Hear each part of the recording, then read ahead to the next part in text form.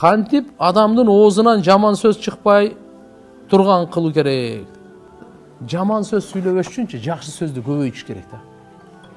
Болду. Баары бир тил сүйлөйт. Каалайсыңбы, каалабайсыңбы? Ыйык жай бош болбойт деген жакшы сөз бар. Ыйык жай бош болбойт.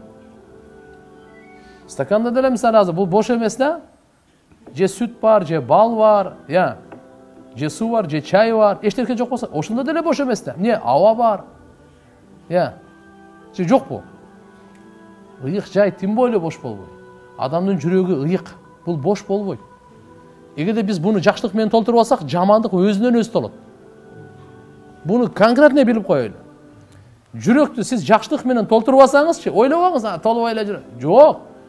Жамандык менен өзүнөн өзү толот. Өзүнөн өзү толот. Ошон үчүн жакшылык менен толтурганга биз буйрулганбыз. Бул мээнет керек. Мээнет кылыш керек.